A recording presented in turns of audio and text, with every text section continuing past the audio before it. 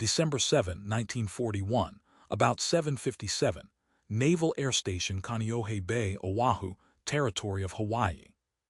The Sunday morning air, usually thick with the scent of sea salt and tropical flowers, is choked with the acrid smell of burning aviation fuel and cordite. The sound is deafening, a chaotic symphony of screaming engines, exploding ordnance, and the frantic shouting of men waking up to a nightmare. The Imperial Japanese Navy is hammering the Pacific Fleet, and here at Kaneohe Bay, minutes before the main assault strikes Pearl Harbor proper, the hangars are already burning. Amidst the confusion, Chief Aviation Ordnanceman John Finn finds himself in a situation for which no manual could truly prepare him. Finn is not a gunner by trade. His job is to maintain the weapons, to ensure the gears mesh and the firing pins strike true. But today, maintenance is a luxury the Navy cannot afford. As Japanese Zeros and Vals scream down to strafe the exposed parking ramp, shredding the PBY Catalinas sitting like sitting ducks, Finn takes action. He spots a .50 caliber machine gun, an instruction model, mounted on a movable tripod rather than a fixed emplacement. It is heavy, awkward, and completely exposed. There is no sandbag wall, no armor plate, no bunker. There is only the tarmac, the open sky, and the incoming lead. Finn drags the weapon into the center of the aircraft parking ramp, a place offering a clear field of fire but zero protection. For the next 2 hours, John Finn wages a personal war against the Japanese Empire. He swings the heavy barrel toward the diving aircraft, the weapon bucking against his shoulder as he unleashes bursts of .50 caliber fire. The enemy pilots spot the lone source of resistance and focus their strafing runs on him. Bullets chip the concrete around his feet and tear through his body. He takes shrapnel in his chest. A bullet passes through his arm. Another grazes his head. In total, he sustains 21 separate wounds. Yet he does not leave the gun. He refuses medical evacuation. He forces the Japanese pilots to respect the airspace immediately above him, disrupting their aim, perhaps saving the lives of the sailors scrambling for cover behind him. He fires until the attack ceases, and only then, under direct orders, does he seek aid. The weapon John Finn manned that morning was the Browning machine gun, caliber .50 M2. To the men who served, it would become known simply as Deuce. It was a piece of machinery that would define American firepower for the next 4 years, and indeed for the next century. From the tropical heat of Hawaii to the frozen forests of the Ardennes, this single design would become the backbone of the Allied war effort, an omnipresent tool of destruction found on the ground, in the air, and at sea. The M2 was not a new invention when the bombs fell on Pearl Harbor. Its lineage traced back to the muddy trenches of the First World War. The legendary firearms designer John M. Browning began work on a heavy machine gun in 1918 at the specific request of General John J. Pershing. Pershing, witnessing the carnage of the Western Front and the rise of armored vehicles and aircraft, realized the standard .30 caliber rounds were insufficient. He needed a weapon with stopping power, something that could punch through the primitive armor of the day and reach out to swat early biplanes from the sky. Browning's solution was essentially to scale up his successful M1917 .30 caliber machine gun. He built a beast. The result was a weapon chambered for the massive .50 BMG 12.7x99mm cartridge, a round with ballistic capabilities that dwarfed standard infantry rifles. Although the war ended before the gun saw combat, development continued. By 1933, with the help of engineers like Dr. Samuel G. Green of the U.S. Ordnance Department, the design was refined into the M2 we recognize today. Green's crucial contribution was a universal receiver that allowed the gun to be fed ammunition from either the left or the right side, a feature that would prove critical when mounting the guns in the tight confines of aircraft wings or tank turrets. When the United States mobilized for World War II, the demand for the M2 skyrocketed. It was no longer an experimental heavy weapon. It was a necessity. The War Department needed them by the thousands, and then by the millions. This required an industrial miracle. The production of such a precision instrument could not be limited to traditional armories. The call went out to the titans of American civilian industry. General Motors answered that call. Divisions that had previously built refrigerators, spark plugs, and steering columns began retooling their assembly lines for war. The AC Spark Plug Division, which received a contract in September 1940, eventually produced an estimated 250,000 M2S.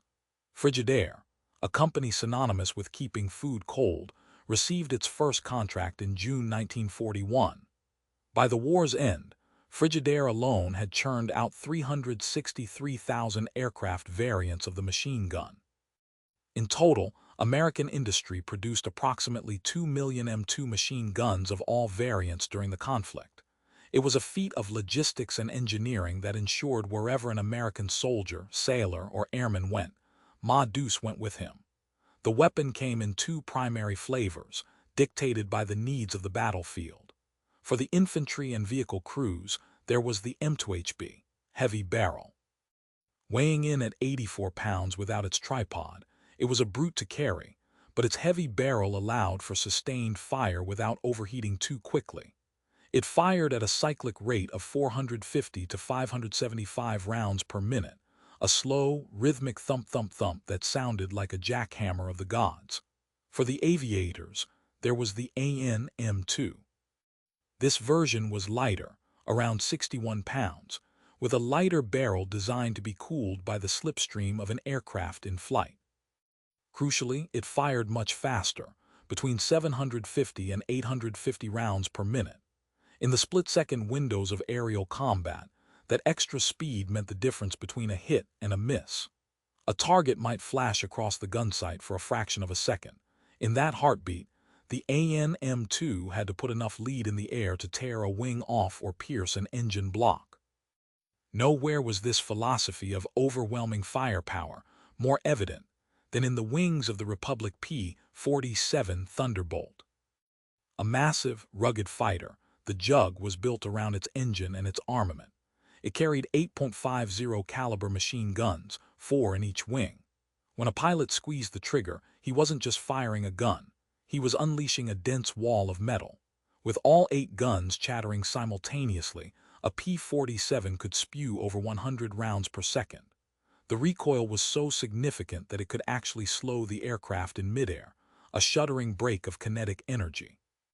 On July 7, 1944, over Gardelegen, Germany, Captain Fred J. Christensen of the 56th Fighter Group demonstrated exactly what that kind of firepower could do. Christensen was already a seasoned aviator, but this day would etch his name into the history books. While patrolling the skies, he spotted a formation of German Junkers Ju-52 transport planes flying low, attempting to ferry supplies or personnel under the radar. The Ju-52 was a sturdy, tri-motor aircraft, corrugated and tough, but it was no match for the battery of M2S in Christensen's wings.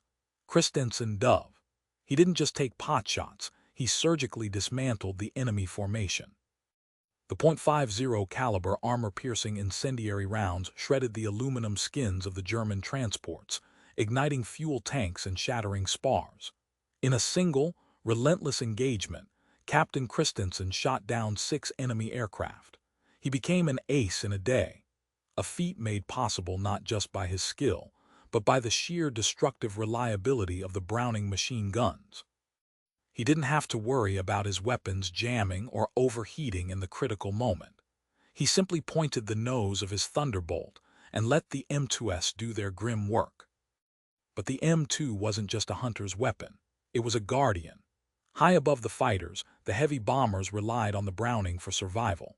The Boeing B-17G Flying Fortress was essentially a flying pillbox, bristling with up to 13 M2 machine guns. From the chin turret to the tail, from the top turret to the ball turret underneath, the B-17 was designed to create a defensive sphere of lead. Inside the fuselage, waist gunners stood in the freezing slipstream, wrestling the 60-pound guns on flexible mounts. At 20,000 feet, the air was thin and the temperature was 40 below zero. The gunners wore thick, heated suits, and the M2s had to be lubricated with special oil to prevent them from freezing solid. When the Luftwaffe fighters attacked, coming in head-on or slashing from the sides, the gunners filled the sky with tracers. The heavy .50 caliber slug had an effective range that allowed the bombers to engage German fighters before they could get into prime firing position for their 20 cannons. It was a brutal industrial exchange of fire, and the M2 was the primary tool of resistance. While the air war raged over Europe, the M2 was proving equally indispensable in the unforgiving waters of the Atlantic. Here, the threat wasn't just from the sky, but from the depths. The Battle of the Atlantic was a war of convoys, of hunter-killer groups trying to strangle the supply lines to Britain and Russia. The destroyer escorts, smaller and more agile than the fleet destroyers, were the sheepdogs of these convoys, and they packed a punch far above their weight class.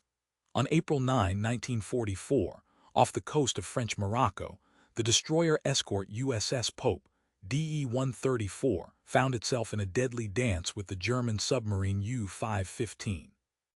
The U-boat, commanded by the ace Werner Henke, had been hounded to the surface by depth charges and hedgehogs. But a surfaced U-boat was still dangerous, often equipped with deck guns and flak cannons. As the Pope and her sister ships closed in, the engagement shifted to a surface gunnery duel. The Pope's crew manned their M2 machine guns, originally installed largely for anti-aircraft defense against prowling condors or seaplanes. The guns were leveled at the gray hull of the U-boat rolling in the swells. The sailors opened up, the heavy rhythmic thumping of the .50 calibers joining the cracks of the larger 3-inch guns. The effect on the U-boat crew was devastating. The M2s swept the deck of the submarine, suppressing the German sailors attempting to man their own guns.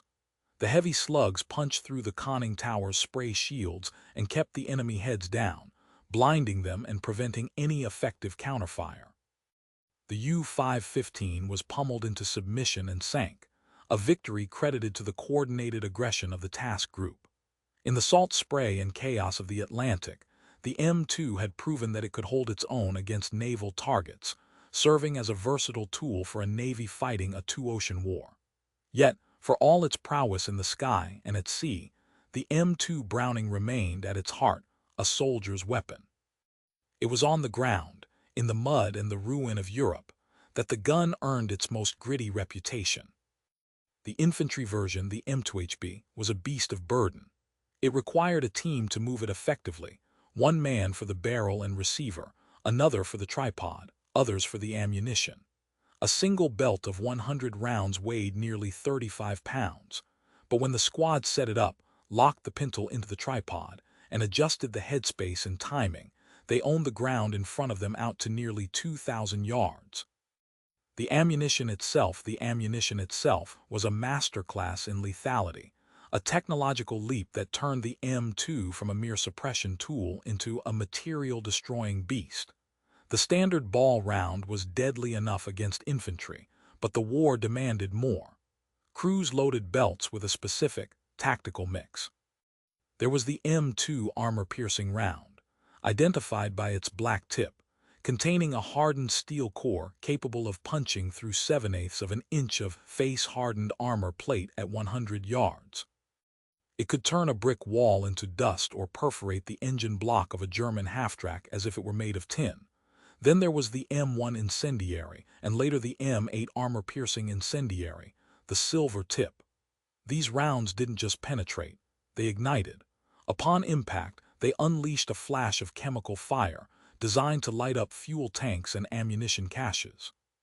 When a gunner walked a burst of API rounds into a truck convoy or a parked aircraft, the target didn't just break, it erupted. This versatility meant that the M2 was often the only weapon capable of solving a problem without calling for artillery. But the weapon's effectiveness was always tethered to its logistics. A single 100-round belt was a heavy, snake-like burden, and in the heat of a firefight, a gunner could burn through that in less than 15 seconds of continuous fire. The barrels, too, demanded respect. Despite the heavy barrel designation, the friction of a copper-jacketed bullet screaming down the rifling at nearly 3,000 feet per second generated immense heat. If a gunner got too heavy on the trigger, the barrel would glow cherry red, the rifling would strip, and the accuracy would vanish. Discipline was the watchword. Short, controlled bursts. 6 to 9 rounds. Pause. Assess. Fire again. However, there were moments when discipline gave way to the sheer necessity of volume, and American engineers found a way to multiply the Browning's ferocity by 4. The result was the M45 quadmount, mounted on a powered turret often sitting on the back of an M16 half-track. This system linked 4 M2HB machine guns together. It was designed for anti-aircraft work, a mobile flak battery to sweep the skies of low-flying Luftwaffe attackers. But the troops on the ground quickly discovered a more terrifying application. When leveled horizontally against infantry or light fortifications, the quadmount was a scythe. The soldiers called it the meat chopper or the kraut mower. The psychological impact of 4 heavy machine guns firing in synchronization was absolute. The convergence of 4 streams of tracers created a cone of fire that was virtually inescapable. When the electric motors whirred and the gunner depressed the butterfly trigger, the quadmount unleashed a combined rate of fire approaching 2,000 rounds per minute. It didn't just suppress enemy positions, it physically dismantled them, chewing through cover, trees, and masonry with a buzzing roar that sounded like canvas ripping on a gigantic scale. In the hedgerows of Normandy and the forests of the Ardennes, the arrival of a Quad 50 often signaled the end of German resistance in that sector.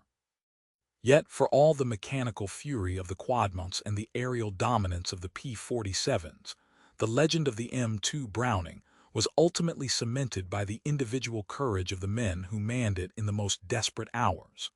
The weapon was a force multiplier, yes, but it required a steady hand and a resolve of steel to operate when the world was ending around it.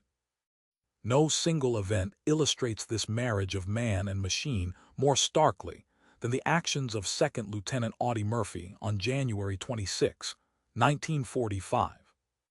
The setting was the Calmer Pocket near Holzwihr, France. The conditions were Arctic. The ground was frozen hard, covered in snow, and the temperature was well below freezing. Murphy's unit, Company B of the 15th Infantry Regiment, 3rd Infantry Division, had been bled white by weeks of fighting. They were under strength, exhausted, and holding a precarious position at the edge of a forest. At 1400 hours, the Germans launched a ferocious counterattack. 6 Panzer tanks and a heavy force of infantry emerged from the woods, intent on overrunning the American line. Murphy, realizing his men were in danger of being slaughtered, ordered them to withdraw to prepared positions inside the forest. He remained behind at his command post, using a field telephone to direct artillery fire against the advancing armor.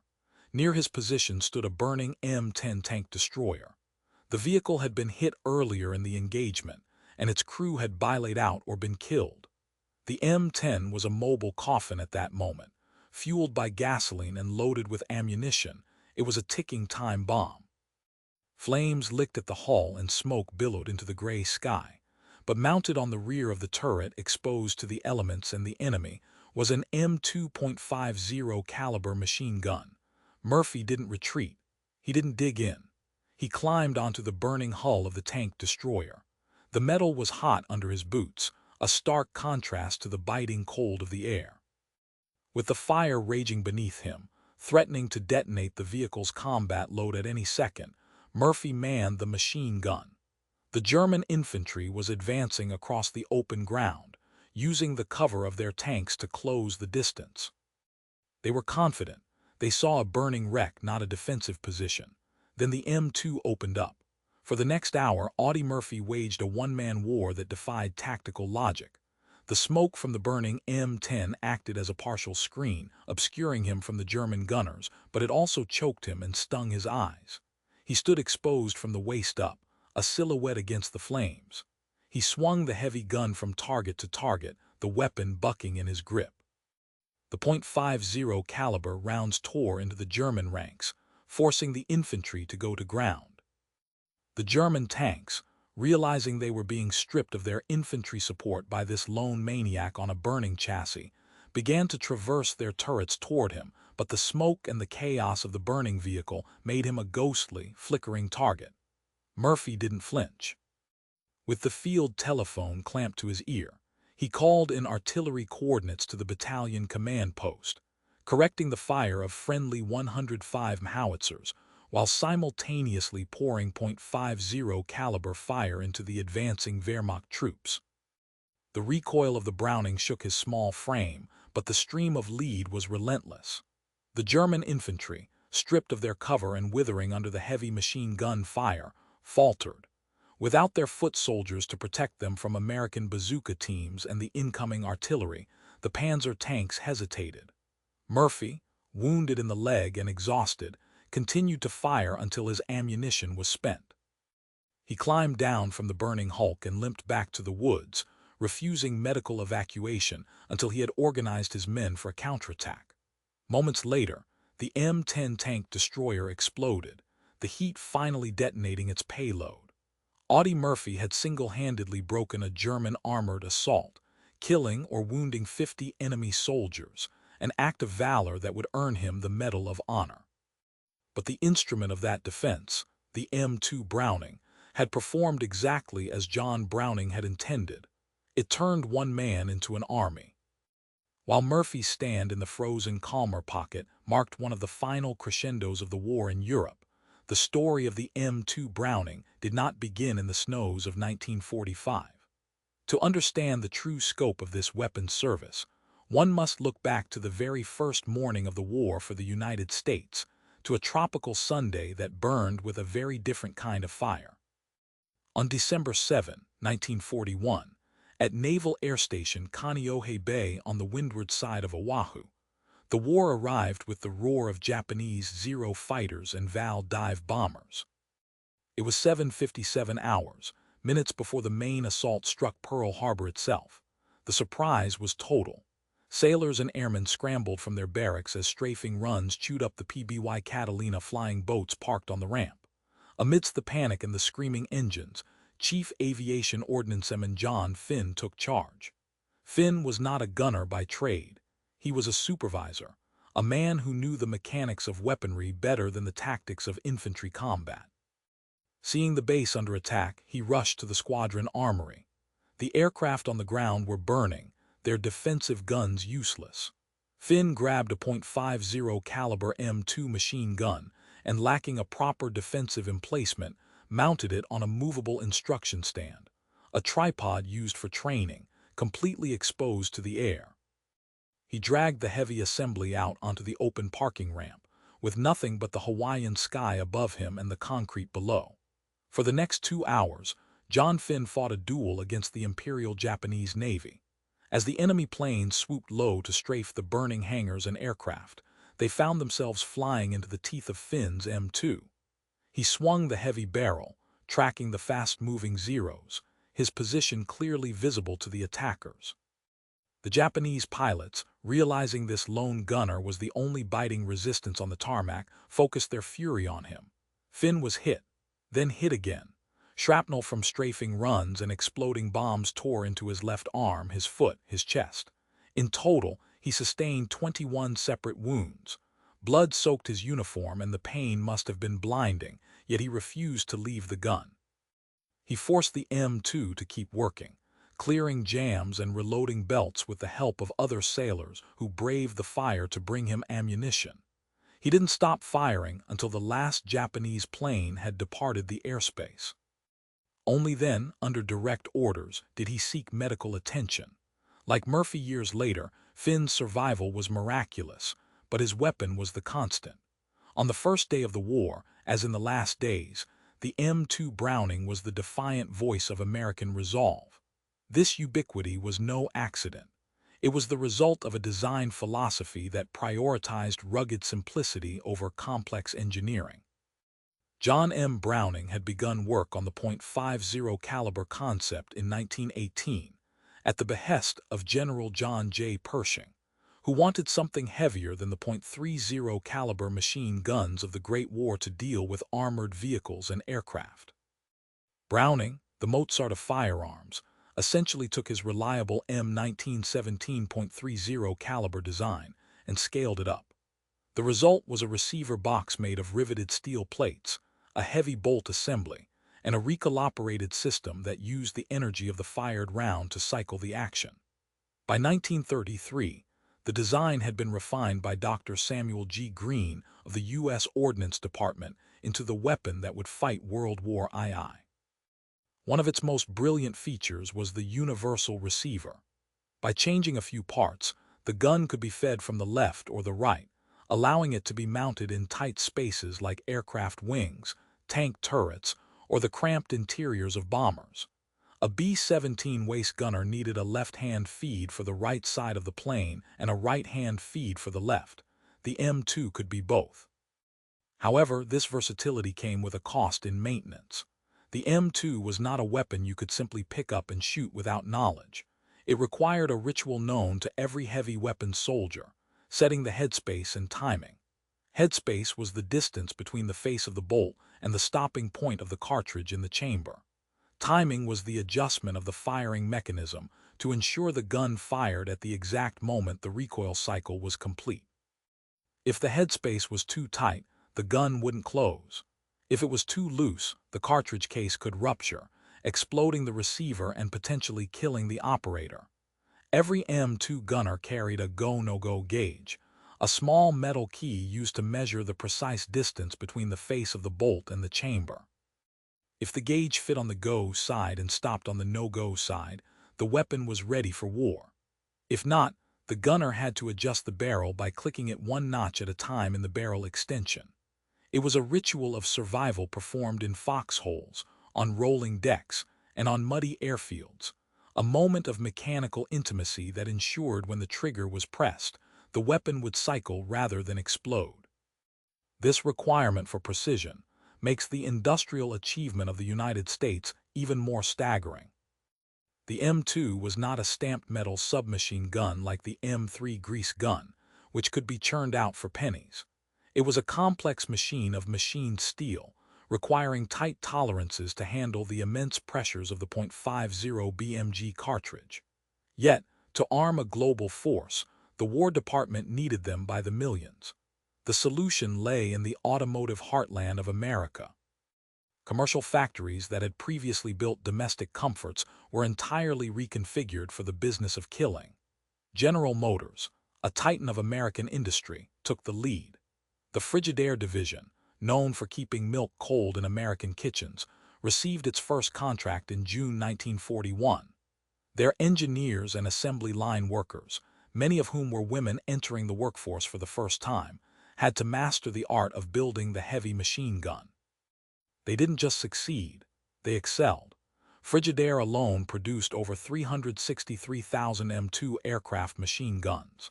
Similarly, the AC Spark Plug division turned out an estimated 250,000 units. By the war's end, American industry had produced approximately 2 million M2 machine guns of all variants. The scale was such that the .50 caliber was no longer a specialist weapon. It was a standard issue reality, as common to the American way of war as the Jeep or the helmet. While the M2HB, the heavy barrel variant used by John Finn and Audie Murphy, dominated the ground war, a different beast was bred for the skies. The air war demanded speed, both in the aircraft and the weapon. The standard ground gun fired at a cyclic rate of 450 to 575 rounds per minute, a pace designed to sustain fire without melting the barrel too quickly. But in the air, where a target might appear and vanish in a fraction of a second, that wasn't fast enough. Enter the AN-M2, the aircraft-specific version of Browning's masterpiece. Engineers shaved weight wherever they could, bringing the gun down from the infantry's 84 pounds to a leaner 61 pounds. The heavy barrel was replaced with a lighter, shorter version, surrounded by a perforated cooling jacket that gave the aerial gun its distinctive look.